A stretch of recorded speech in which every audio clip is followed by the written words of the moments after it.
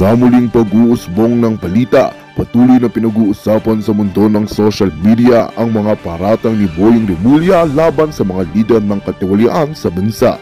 Binanggit ni Rimulya ang Pangulo bilang unang pangalan sa kaniyang listahan na aniya siya umanong may pakana at mastermind ng mga sindikato sa bansa.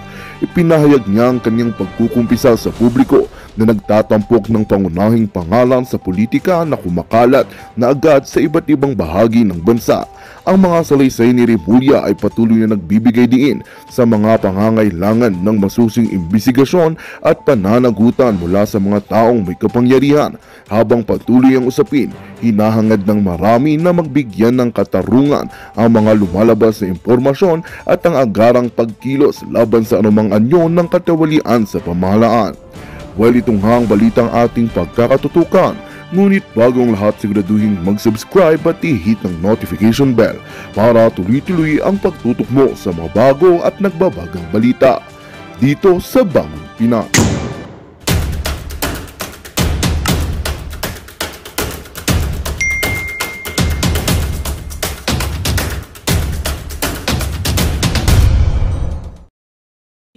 Weeks sa'yo, kung mag-gastos sa'yo ng 60 pesos o sa 10 kaya nyo, that's 600 pesos, mas save nyo na lang. Huwag na kayong tumaya ng loto hanggat hindi naliliwanagan ng taong bayan kung sino ito mga bogus na loan bettors. Wala po kayong aasahan na mapanalo kayo. Nakita nyo naman, di ba? Nag-hearing na sa Senado. Anong sabi ng buwaka ng inang si Rapi Tulfo?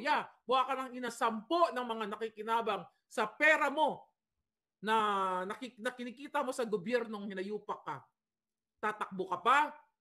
Tatakbo ka pa sa paging presidente? Yung sarili mong anak pinagkaitan mo? Pinagkaitan mo ng kapalaran o pinagkaitan mo ng future? Tatakbo ka? Hindi mo kayang solvein ang personal problem mo. Sa anak mo, ipinagdamot mo ang kanyang karapatan para makapag-aral ng maayos. Ipinagmalaki mo pa yung $10,000 ba yun? Na kesyo pinamigay mo, hindi naman nakarating. That's only $500,000. Barya lang yan sa'yo. Pero ang pinaka-issue dito, yung yabang mong hinayupak ka, paimbestigahan ko. Kunin natin ang forensic. Chuchuchucho. Ayan ang DICT. Ayan ang NBI. Makipag-anuhan tayo, ugnayan tayo sa PNP. Lahat binanggit mo. Hayop ka.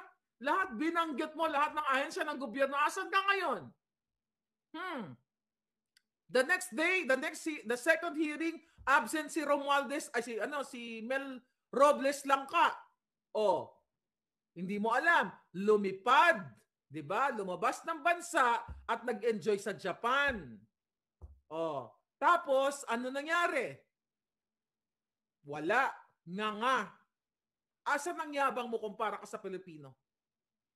Tulfo. Paulit-ulit ko tong loto na to. Dahil kayo ang nananalo. Dahil ikaw ba ay binigay na sa iyo advance yung 1 billion instead na mapunta kay loan better, inareglo ka na ni Lisa Ahas at saka ni Robles, kaya ayaw mo ng puruan, wala ka namang bayag Wala kang tapang. Dahil kung matapang ka, nasolba na yung problema ng bayan natin.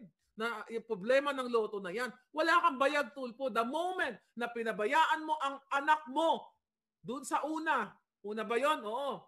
Ibig sabihin, wala kang kwentang nilalang.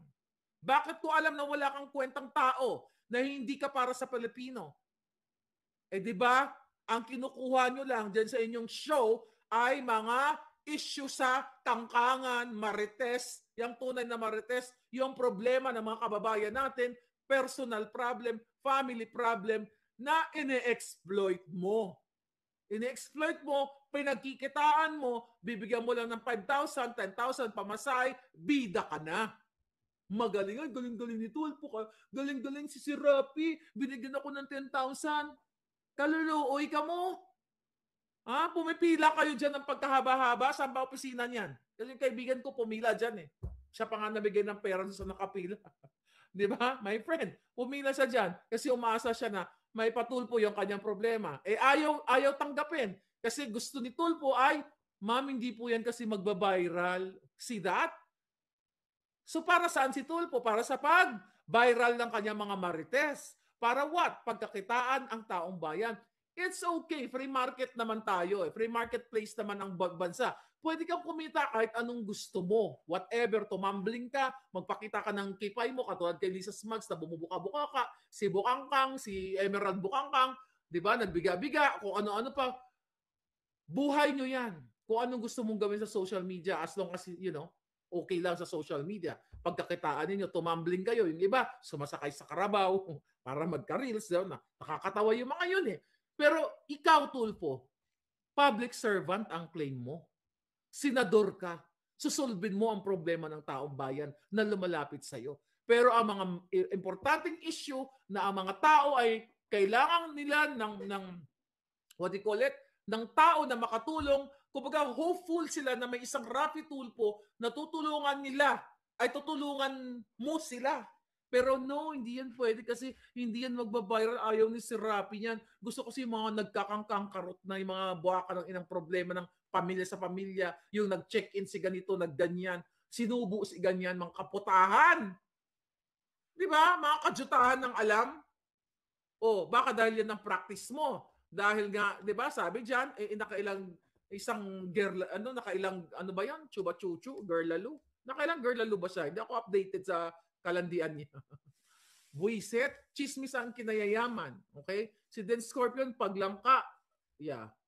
Paglangka, ano yun palangga? Nawala yung langka. Hindi ko nabasa. Idol Sagot, Loto. Paglangka, may tangka. Oh yeah, paglangka, may tangka. Police, ang patay dyan sa mga yun, believe it or not. Ano yun? Unlimited kasal. Okay? So, yeah, hindi man ako nanonood yun, lumalabas yan lang sa mga reels, di ba? Pag nag-check ka ng reels, may mga lumalabas, mga nag-aaway. Actually, nakakaawa sila eh. They're victims. Binibiktima sila nitong jutang ginimis na Tulfo na to, na akala mo, sasagutin, noong una, bibilib ka ng bonggang-bongga. Akala mo yung Tulfo para sa taong bayan, even si Erwin. Ayan si Erwin, nilamon ka na rin, Erwin. O nilamon ka na ni Tambaluslos o nabibigyan ka ni Tambaluslos. Lagi ka na sa puwet ni Tambaluslos eh. Mga putang ina nyo lahat eh. Yes, mga jutang gininan nyo lahat. Hindi ba nakakamura yan? Galit kayo, murahin ko kayo? O jutang gininan nyo lahat. Bakit? Yung pagnanakaw nyo sa pera ng bayan. Pahingan yan. Yung pagnanakaw nyo sa bayan. Ang pambaba, lalo ka na Raffy, PCSO, loto, paulit-ulit kasi gusto nyong pagtakpan. Robles kasabwat, Lisa kasabwat, tahimik kayo lahat mga jutang gininan nyo sa Kongreso, sa Senado, mga yawa kamo. Nami kayo butangan ng sili ang mga pototoy nyo.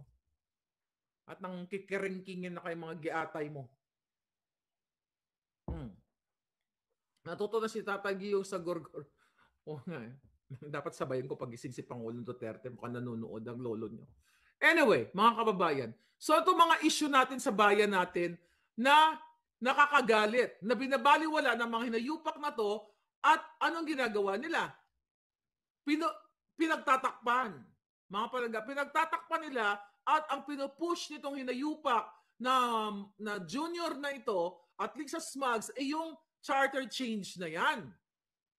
O, di ba? O, ano to mga bago na ito? February, higit 4.4 Pinoy makikinabang daw sa 106 billion allocation ng 4Ps. Makakarating ba ito?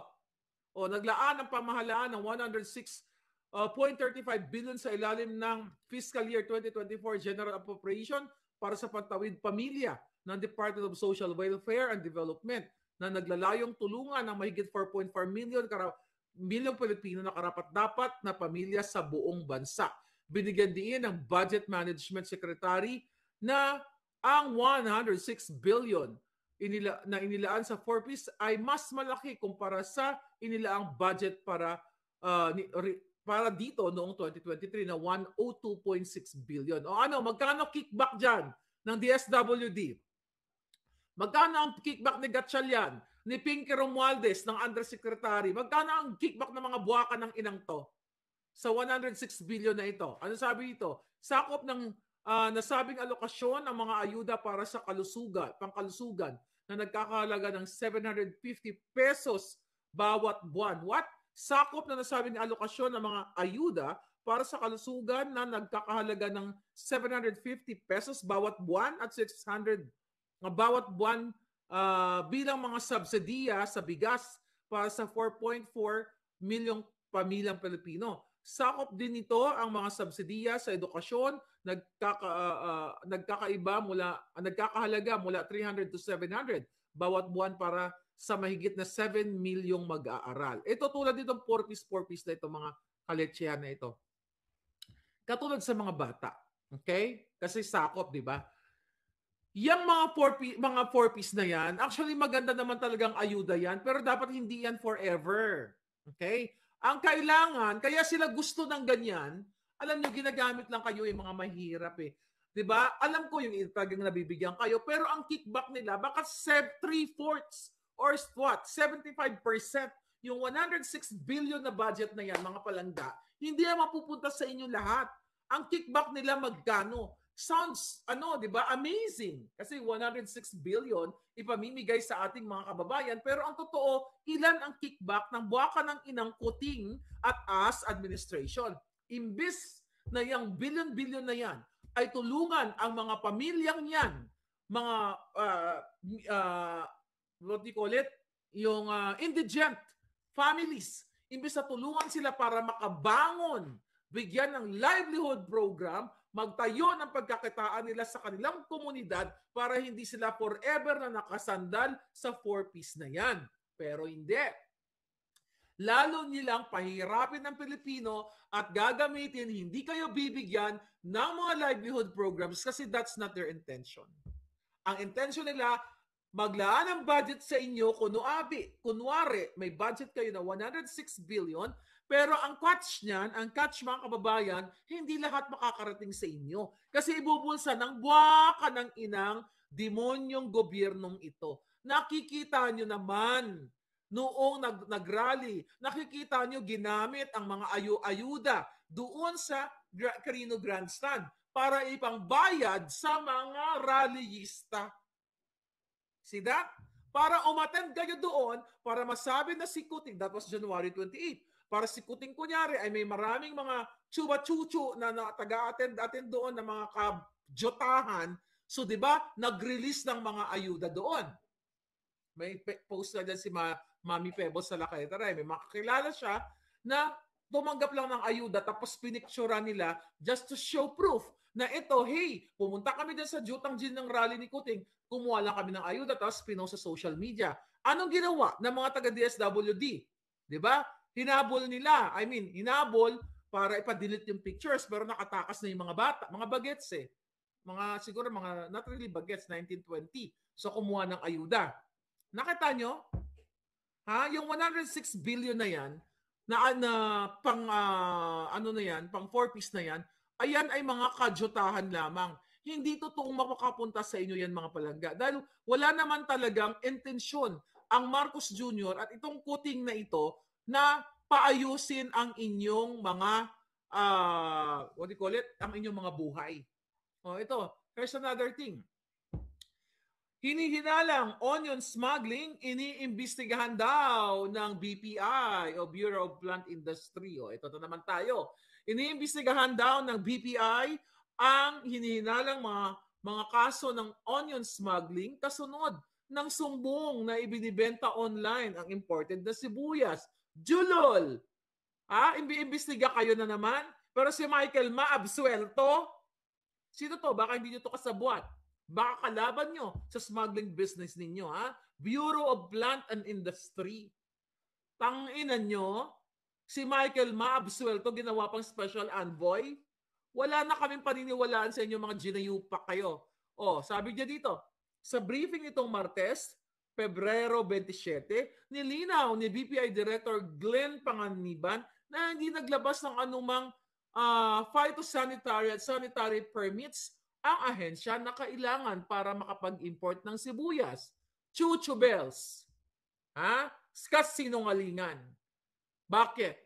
Si Michael Maba, nung nagtatransport sila ngayon, nila Martin Araneta, nila Lisa Smugs, sa kanilang mga illegal activities, May check-check pa ba? Wala na, pasok agad, di ba? Oh. Yung alleged smuggled goods, they carry the risk of sanitary peste, and diseases. Kaya po sana wag natin tangkilikin, wag tangkilikin. Paano makakapasok yung mga jutang ng illegal na yan kung hindi papayagan ni Rubio sa Bureau of Customs? Hindi papayagan ng Port Authority kung yan ay kontrolado ng gobyerno o regulado ng gobyerno na bawal pumasok ang mga smuggled goods. Pero you allowed it. Mga diputa mo. Ano sabi niya? Kung yan ay walang proper na documentation at hindi na inspection, maaari po may risk ng ating health kung ating ikonsumo. Yung pagdanakaw ninyo, yung pagkagutom ng Pilipino, pagkagutom ng mga farmers, dahil sa smuggled business ni Lisa Smugs, hindi ba makaka-apekto sa health ng farmers o ng Pilipino? Hindi lang physical, kundi mental ang inidudulot nyong kababuyan sa bayan ng Pilipinas. Sabi niya dito ng BPI, kasabay nito, binubusisi rin namin ang mga sumbong na ibinibenta online. Yun na nga, na ini-smuggle sa sibuyas. Ulitin ko. Sabi pa, yung internet at social media mahirap i-regulate, pero rest assured, we are coordinating with the proper authorities and law enforcement unit. Mahirap i-regulate ang social media, pero bakit nga nakapasok dyan sa port, sa sa Bureau of Customs, sa lahat ng mga pwedeng pasukan ng mga smuggled goods? Di ba? Anong kajotahan ito? We have checked online pages, marketplaces, hindi naman ganun kalaki. But we have to check and verify the data. How about Michael Ma? China Philippines Unified Enterprises. Bakit hindi chinek? Nakasama yan sa NICA report ni Clarita Carlos noong December of 2022 pa. BPI, bakit hindi nyo i-check yan? Bakit itong mga small timers sa online, which is dapat naman talaga i-check, hindi yan magkakaroon ng pagbibenta sa online, yung mga buwaka ng inang sibuyas na kasing amoy nyo mga jotokis kayo, kung hindi nyo pinayagan sa Bureau of Customs. Mga yawa. Okay. Naunang pinalutang ng Agri-Party List, Wilbert Lee, ang ulat na ito na ibinibenta ng mura ang smuggled onions chuchu-chuchu dahil mas mura ito kumpara sa farm gate price ng lokal na sibuyas. Ang presyo ng lokal na sibuyas ngayong taon ay mas mababa dahil sa mataas na volume ng supply. No! Kaya mababa, tanginan nyo, pinapapasok nyo nga mga smuggled goods ni Lisa at ni Michael Ma. Yung farm gate price natin ngayon, 28 to 30. Mga kababayan, see that? Every day, we talk about pulburon. We talk about yung peace and order sa Pilipinas. We talk about smuggled goods. We talk about pagnanakaw. Sabi nga, hindi dapat tayo mapapagod, although sometimes ngarag-ngarag din ang beauty ko, lalo pag nagmamarathon tayo. But now I have energy, nakatulog ako. Kaya dapat, talagang dapat ito mag-epekto na itong pang chuba-chuchu. Armageddon na ba? Sabi ni Michael. Malapit na, palangga. Lahat yawa. Mother Dragon. Sheda, sana invite nyo po sa live nyo yung third floor studio kahit minsan. Ay, 3 na sila eh. Baka madamay sila sa bunganga ko. Shout out sa third floor studio. Baka matakot yung mga yan. Baka mamaya, gurgurin sila din. Sayaan mo na muna natin sila palangga. Hayaan mo na tayo yung 3 mga palangga natin. Baka mamaya magurgur yan eh. Kasi maganda naman yung tandem nila. Actually, maganda yung show nila. Hindi ko pa napanood. May nagsabi sa akin, maganda daw yung pinaka-last episode nila. Ay, itong latest pala, not last. Latest episode nila na parang pinagdamot ni Lisa yung pagkain. Hindi ko pa napanood. Napanood nyo ba? Third Floor Studio, you have to follow them. Kasi sila, tatlong binalahura sila ni Lisa Smugs o binalahura sila ng gobyerno. Sino yung tatay ng anak ni Lisa before BBM? Sabi ni Catherine, yung lagi sumasabit sa puno ng mangga. Okay. Si Arlene Bacabenta ginawang chatroom. Bakit? Anong nangyayari? Lalani, hi. Ayan. Lelani Fernando. Pa-shoutout diri sa Bacolod, bala sila nila. No, isa mga Bacolod na mga tikalon pareha sa akon. Mga taga Bacolod na tikalon para sa akon, kumusta kayo da mga palangga? Syempre mga gwapa man. Okay? Bureau of Planted Industry, sabi ni Den Scorpion, ang BPI. Exactly. Oh. Salamat Marlica sa malasakit mo sa ating bayan, sabi ni Melds Morandarte. Kasi kapag mahirap ka, madali ka nilang mauto sa ayuda. Kaya ayaw ng mga politiko na umaangat sa buhay. Kaya nga instead na kabuhayan program, ayuda ang binibigay, sabi ni Gushon Assassin. Exactly mga palangga, ayaw nila kayong gumanda ang buhay ninyo. Ayaw nilang umusbong. Gusto nilang patuloy na maging mangmang ang mga tao. At yung 4-piece na yan, that's not really intended para yun na mabigyan kayo ng parang ayuda dahil gusto kayong tulungan. No. Ang catch dyan, kukunin sa budget, pero bibigyan lang ng ilan sa inyo, ikakat nila, pero mati-check ba natin isa-isa na talagang nabigyan kayo ng magkano man halaga? Hindi. Kasi pwede na lang doktorin ang mga papel. Eh magagaling ang mga hayop na yan eh. Kung kaya ni Marcos Jr., okay, makipagsabuatan o isama sa kanyang state visit itong mga durugista, mga bangag o yung mga nag-export ng mga pulburon, kasama ang mga smuggler, kasama nagpapanalo sa loto ng mga bogus, kaya din niyang bugosin ang mga listahan ng 4-piece. Kasi ang dami nagsasabi sa akin, nagbe-message, Miss Marlica, hindi kami nakatanggap ng 4-piece na ganito, na ganyan. Nasa listahan kami. Di ba? So yun, mga kababayan.